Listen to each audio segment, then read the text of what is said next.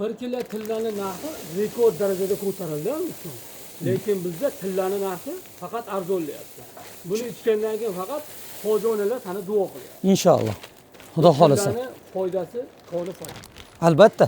Chunki oyoq o'g'rilar maza qildi. Xudo xolasa. Bular haqiqiy darmondori, so'ylarimizga quvvat, qonlarimizni suyultiradi, immunitetlarimizni ko'taradi, hazmni yaxshilaydi, energiya beradi. Bir donasini solamiz. Bismillah. Amir Olimxonni tillasini qidirib yuribsiz-da. Birinchi navbatda o'zingiz sog'ligingiz bu tilladan qimmat. 250 gram qaynoq suvga 10 daqiqada eritamiz. Ertalab nonushtadan keyin kunning ikkinchi yarmida bittadan ichib olamiz, xudo xolasa. Asal bilan ichiladi, o'shanda effekti yaxshiroq bo'ladi. Saxar diabetlarda asal mumkin emas edi. Обязательно lipa asallarini ichsa bo'ladi. Bir kunda 2 mahal, ertalab yengil ovqatdan keyin, obeddan keyin. Ko'pchilikga mana bu kechqurunga tavsiya qilinmaydi bu. Sababi kechqurun uyquni qochiradi. Keyin smalarga kelgandan keyin bitta o'zi bilan kifoyalanib qolmaydi.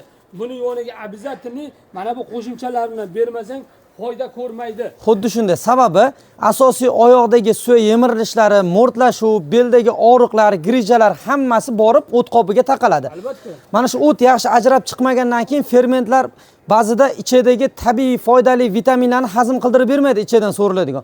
Mana shuni hisobiga hozirgi ko'pchilik yosh katta insonlarda autoimmuniy kasallik, suya yemirilishlari, suyadagi poliartritlar, mo'rtlashuv umuman ko'payib ketganda aka.